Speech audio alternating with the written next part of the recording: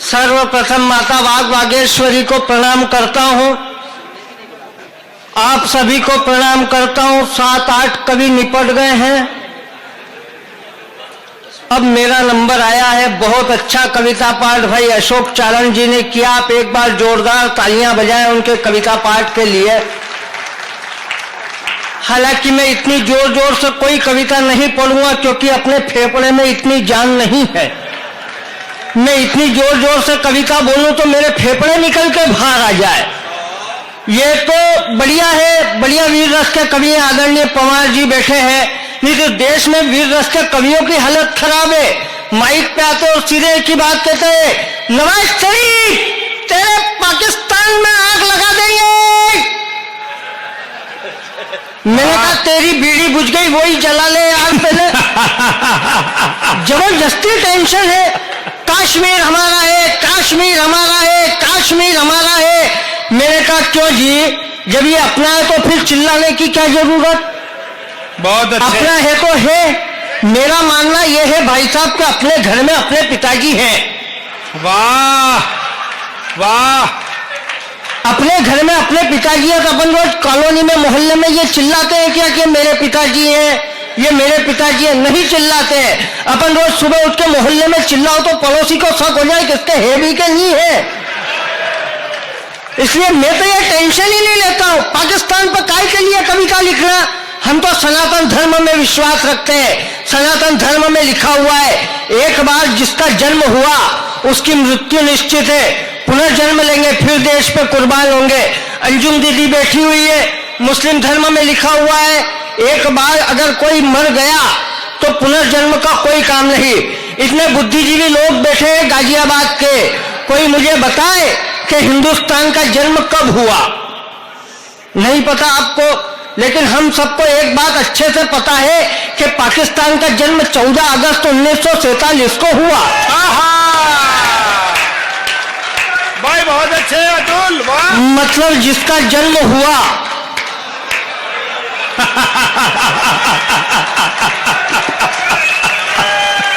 अरे क्या बात लाया निकाल, वो तो मरेगा। वाह वाह। और मुस्लिम धर्म में लिखा हुआ है कि एक बार अगर मर गया तो गया। तो जो अपने आप मरने वाला है उसकी टेंशन हम काहे के लिए पाले। आप मुझे सुनने में बिल्कुल लोड मत लीजिए। आप मुझे इस तरह से सुनिए जैसे मैं इस मंच का सबसे छोटा कवि हूं। 10 का नोट, आप बुद्धिजीवी लोग हैं, अच्छी तरह समझते हैं 10 का नोट कैसा भी हो, फटा हो, टूटा हो, टेप लगा हो, चली जाता है। ये राठी जी को आपने अभी सुना, ये 1000 का पुराना नोट है, आधी रात को कभी भी बंद हो सकता है। अभी अशोक चारण जी कविता पढ़ रहे थे, ये 10 का सिक्का है। लोगों को भरोसा ही नहीं हो रहा है कि ये असली है कि नकली है। लेकिन मोदी जी ने ये कह रखा है कि जो इसको नकली मानेगा उस पर केस किया जाएगा। 2000 का नोट गुलाबी रंग में बीच में फंसा हुआ है।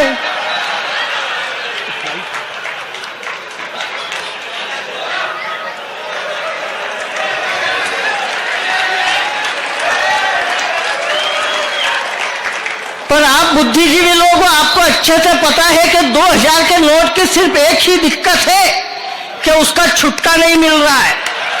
बहुत अच्छे। ये स्थिति है, जबरदस्ती कह रहे हैं लड़के बिगड़ रहे हैं, लड़के बिगड़ रहे हैं, लड़के बिगड़ रहे हैं। लड़के बिल्कुल नहीं बिगड़ रहे। आजकल बिगड़ने का काम ऊपर से चला आ रहा है नहीं, सही कह रहा हूं मैं। जैसे आशाराम बापू, नारायण दत्त तिवारी, दिग्विजय सिंह, हमारे ताऊ बैठे हैं इधर, चश्मा लगा के सीधी सरल रेखा प्रेरणा ठाकरे जी से मिला रखी है। ताऊ प्रणाम करता हूं आपको। अरे जब से कवि सम्मेलन हुआ 5 घंटे हो गए, 10 बार चश्मा निकाला, पोछा और वापस लगाया। आप इतनी ध्यान से देखोगे तो वापस मोतियाबिंद हो जाएगा। अरे ताऊ ने जो हरकत की, इन 5 घंटों में मैं 2 पंक्तियां पढ़ता हूं ताऊ के लिए। अगर ठीक पढ़ लूं तो फिर यहां से वहां तक आपकी तालियां मुझे भी मिलना चाहिए कि चश्मा पोंछ पोंछ कर सिग्नल मिला रहे हो। वाह। बस संभाल लेना अगली पंक्ति कि चश्मा पोंछ पोंछ कर सिग्नल मिला रहे हो, पर ये वाईफाई नहीं है। सिंह समझ रहे हो, पर ये अमृता राय नहीं है। क्या हम तो नए लड़के हैं, दूसरों के भी पाप पुण्य भोगना है। मैं, अशोक चारण और हमारे ताऊ तीनों खड़े हुए, भगवान प्रकट हुए, बोले आज तुम्हारा फैसला होगा। मैंने कहा ठीक है। सबसे पहले मेरा नंबर आया। भगवान ने एक बहुत मोटी और काली महिला बुलवाई, बोले अतुल वाला बाकी का समय तुमको इसके साथ रहना है। मैंने कहा महाराज मैंने जीवन में ऐसे कौन से पाप किए? भगवान बोले तुमने बचपन में एक चिड़िया मार दी थी। फिर अशोक चारण का नंबर आया, इनके लिए भी भगवान ने एक बहुत मोटी और काली महिला बुलवाई, बोले अशोक बाकी का समय तुमको इसके साथ रहना है। अशोक ने कहा महाराज मैंने जीवन में ऐसे कौन से गुनाह किए? भगवान बोले तुमने भी बचपन में एक चिड़िया मार दी थी।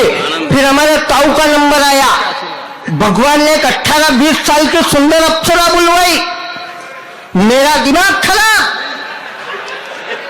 मैंने कहा भगवान ताऊ ने जीवन में ऐसे कौन से अच्छे काम किए? भगवान बोले ताऊ के अच्छे काम को गोली मारो, इस अप्सरा ने बचपन में एक चिड़िया मार दी थी। बहुत अच्छे। हमको तो दूसरों के भी पाप पुण्य भोगना है। बार बार बात कर रहे हैं, मैं हास्य कवि हूं, क्यों हास्य की बात करना पड़ती है कि हंसी की कीमत खुद रोकर समझता हो, हंसी की कीमत खुद रोकर समझता हो, पाने की चाह को कुछ खोकर समझता हो, और आपके चेहरे पर यह हंसी बनी रहे इसलिए हर वक्त मैं खुद को एक जोकर समझता हूं।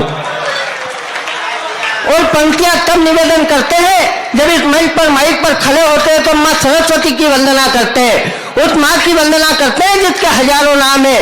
जब हम वंदना करते हुए कहते हैं कि हे मां वागीशा, ज्ञानदे, शुक्ला, शारदे, वागेश्वरी, वाचेश्वरी, सनातनी, पारायणी, स्वयंभुवी, कादम्बरी, ईरा, गीरा, केलीवती, जयवती, सरस्वती, ज्ञानम देवी, स्मृतिम देवी, विद्याम विद्या देवते, प्रतिष्ठान देवी, कविताम देवी, शक्ति बुद्धि प्रबोधि काम कहते जब उस मां की वंदना करते हैं।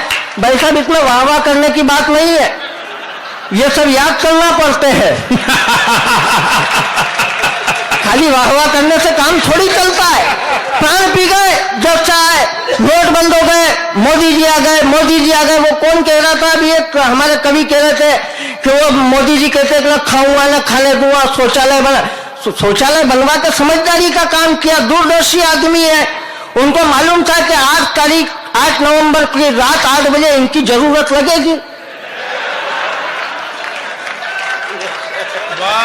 ताली बजाए, ऐसे काम नहीं चलेगा। प्राण पी गए, मोदी जी आ गए, मोदी जी आ गए, भ्रष्टाचार खत्म हो जाएगा, आप भरोसे मत रहना। है नहीं, सही कह रहा हूं मैं। हम तो हिंदुस्तान के इतने कलाकार लोग हैं कि जहां रहे वहां चालू कर दें। 3 इंजीनियर मरे, भारत, पाकिस्तान और चीन का। ऊपर पहुंचे, यमराज का दरवाजा खटखटाया, इतनी जोर से खटखटाया कि दरवाजा नीचे गिर गया। अंदर से दूत आया, बोले क्या चाहिए? तो हम इंजीनियर है, अंदर ले लो। दूत ने कहा अंदर तो ले लूंगा, पर पहले ये दरवाजा ठीक करवाना, इसकी कीमत बताओ कितना खर्च आएगा। दूत ने सबसे पहले पाकिस्तान वाले से पूछा तू बता रहे रहीम खर्च कितना आएगा? रहीम बोला देखो महाराज खर्च आएगा 9,000 रुपए का। तो कैसे? तो 3,000 की लेबर, 3,000 का मटेरियल और 3,000 मेरे। और दूत ने चीन वाले से पूछा तू बता रहे चीन पान चो खर्च कितना आएगा? वो बोला कि महाराज खर्च आएगा 12,000 रुपए का। तो कैसे? तो 4,000 की लेबर, 4,000 का मटेरियल और 4,000 मेरे। अब अपने भारत का पुरुषोत्तम अपनी मस्ती में खड़ा हुआ, उसको कोई लेना देना नहीं कि चल क्या रहा है। दूत ने उससे पूछा तू बता रहे पुरुषोत्तम खर्च कितना आएगा? पुरुषोत्तम बोला देखो महाराज खर्च आएगा 29,000 रुपए का। तो वो 29,000 का कैसे आएगा? तो 10,000 तो तेरे।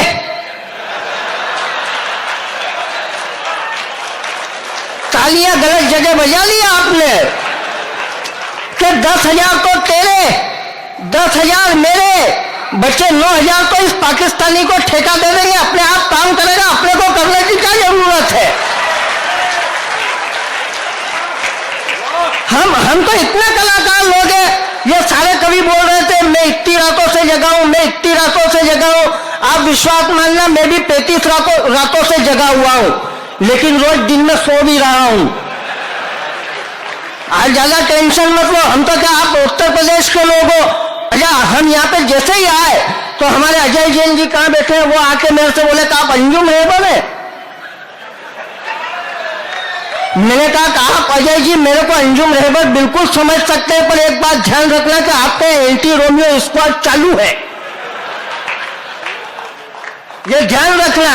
हम तो कहे आप यूपी के लोग हैं, उत्तर प्रदेश का आदमी एक्स्ट्रा एडवांस होता है। आज देखो सरकार ने योजना चलाई बेटी बचाओ अभियान, जिसके घर में 2 लड़कियां हैं, सरकार 25,000 रुपए इनाम देगी। मेरा एक मित्र रहता है गाजियाबाद में, उसके एक लड़की पिंकी, उसको टेंशन हुआ कि 2 होती तो 25,000 रुपए मिल जाते। उसने कहा उसकी घरवाली से कि तू देख, तू बुरा नहीं माने तो एक बात कहूं तो क्या कि आज से 5 साल पहले मेरठ में मेरे से एक गलती हो गई थी। अब तू अगर कहे तो मैं उस गलती को ले आऊं, तो एक को अपनी पिंकी, एक वो गलती हो गए तो 25,000 रुपए मिल जाएंगे। उसकी घरवाली ने 1 घंटे तक रोना पीटना मचाया। उसके बाद में उसको समझ में आया कि इन्होंने गलती की, मान ली तो कहा जाओ ले आओ। मेरे मित्र ने गाड़ी स्टार्ट की, मेरठ गया, गलती को नहलाया धुलाया, लेके आ पत्नी से बोला कि देख मैं इसको ले आया हूं। अब एक तो अपनी पिंकी, एक ये गलती हो गई तो किसी का बाप अपने को 25,000 रुपए लेने से नहीं रोक सकता है। तो बुला पिंकी को। उसकी पत्नी बोली कि उसको तो ले गए। वाह, अरे कि कौन ले गए, तो कि जिसकी गलती थी दिल्ली वाले ले गए उसको। तो हम तो वो लोग हैं जो गलतियों में खुशी ढूंढ लेते हैं कि ममता को छोड़ वासना के स्पर्श पर आ गए, मर्यादित लोग अश्लीलता के निष्कर्ष पर आ गए, और इतना गिरा दिया कविता के मोल को हमने 4 तालियों के लिए अर्श से फर्श पर आ गए। और हमने ताऊ पर टिप्पणी की, हम कभी कुछ नहीं जानते हैं बोलना, ये कभी वही बोलते हैं जो ये जनता जनार्दन सुनना चाहती है। गंभीर पंक्तियां पढ़ता हूं, हास्य का कभी वो समर्थन कीजिएगा कि अर्जुन यदि मिल गया तो कृष्ण की गीता हो जाएगी, व्यथा हृदय की आंख में पावन सरिता हो जाएगी, और आपके लायक के लिए हमें भी कुछ कहना आ गया तो एक पंक्ति में ही हमारी संपूर्ण कविता हो जाएगी। और एक कविता पढ़ता हूं, हमें बड़े कवियों तक पहुंचना है। आदरणीय पवार जी को सुनना है, सुरेंद्र दुबे जी को बहुत बहुत बधाई, उनका सम्मान हुआ। हमें अंजुम दीदी को सुनना है। मैं एक कविता पढ़ता हूं कि पिता होते क्या है। सारे बुद्धिजीवी लोग बैठे हैं, आप बहुत अच्छी कविता सुन रहे हैं। मैं एक कविता पढ़ता हूं कि पिता का क्या महत्व होता है। हमने ताऊ पर टिप्पणी की, यह हास्य रंग की बात थी, लेकिन इस हास्य रंग के नालायक कवि की 4 पंक्तियां साथ ले जाइएगा। क्यों इस बुजुर्ग पीढ़ी का सम्मान करना चाहिए कि संवेदना मर गई या जिंदा है, यह सवाल जरूरी है। अपनी भी इमारत खंडहर होगी, यह ख्याल जरूरी है। और इनको देखकर लगता है कि हम जागीरदार हैं शहर के, ये पुराने महल है, इनकी देखभाल जरूरी है। और पूरा सदन एक बार ताली बजाकर मुझे आदेशित करे तो मैं एक कविता पढ़ता हूं कि पिता होते क्या है, पिता का क्या महत्व होता है। 4 पंक्तियां पढ़ता हूं, 4थी पंक्ति अगर आप तक पहुंच गई, आपकी तालियां मुझ तक पहुंच गई तो बहुत आसानी से कविता पूरी कर दूंगा। मेरा मानना यह है कि दुनिया में वह व्यक्ति सर्वाधिक धनवान है जिसके घर में उसके पिता जीवित है। बहुत अच्छी रचना है, वाह वाह वाह। जिनके पिता अगर इस दुनिया में नहीं है, वे अपने पिता की स्मृतियों को याद कीजिएगा कि पिता होते क्या है, कि पिता के संस्कारों की 12 खड़ी से ज्यादा कुछ भी नहीं, पिता के संस्कारों की 12 खड़ी से ज्यादा कुछ भी नहीं, उनकी मुस्कुराहट की घड़ी 2 घड़ी से ज्यादा कुछ भी नहीं। मैं कितना भी कमा लूं, कुछ भी बन जाऊं दुनिया में, मेरी कीमत आज भी उनकी पगड़ी से ज्यादा कुछ भी नहीं। वाह भाई, वाह वाह वाह वाह वाह वाह वाह वाह वाह। बहुत आभारी हूं आपका। बस इसी मन से 2 मिनट गंभीरता से सुन लीजिएगा कि मेरी कीमत आज भी उनकी पगड़ी से ज्यादा कुछ भी नहीं। वो फटी किताबें, टूटी कलम, स्लेट पट्टियां याद आती है। वो फटी किताबें, टूटी कलम, स्लेट पट्टियां याद आती है। साल भर रहता था जिनका इंतजार, वो छुट्टियां याद आती है। अब भी लड़खड़ा जाता हूं चलते चलते कहीं किसी राह में, मुझे भगवान से पहले बस पिता की उंगलियां याद आती है। वाह, मुझे भगवान से पहले वो 4 पंक्तियां वो पढ़ता हूं जिनको लिखते वक्त मैं रोया था। मेरा विश्वास है कि अगर आपने मन से सुना तो आपकी भी पलकें गिली होंगी। 80% लोगों का एक दर्द पढ़ता हूं, एक दृश्य अधिकतर लोग बचपन में देखते होंगे कि मुझे भगवान से पहले बस पिता की उंगलियां याद आती है। मेरे हर अच्छे बुरे काम उनके ध्यान में रहते थे। मेरे हर अच्छे बुरे काम उनके ध्यान में रहते थे। हम घर में नहीं उनके दिलों जान में रहते थे। और मैं नई जींस टी शर्ट पहन सकूं दिवाली पर, इसीलिए पिता मेरे फटी बनियान में रहते थे। वाह वाह, इसीलिए पिता मेरे फटी बनियान में रहते थे। अरे अरमानों से लाई गुल्लक में ही फोड़ देता था। खाते खाते थाली में कलेवा छोड़ देता था। फिर भी पिता थे जो खुशी से मुस्कुराते थे। जब घर लाते ही पल में खिलौना तोड़ देता था। और जिन लोगों को अगर अपने पिता से शिकायत हो कोई, मैं 4 पंक्तियां पढ़ता हूं, शिकायत दूर कर लीजिएगा। क्योंकि एक टिप्पणी करता हूं, अगर टिप्पणी तक पहुंच गए तो मेरा यहां आना सार्थक हो जाएगा।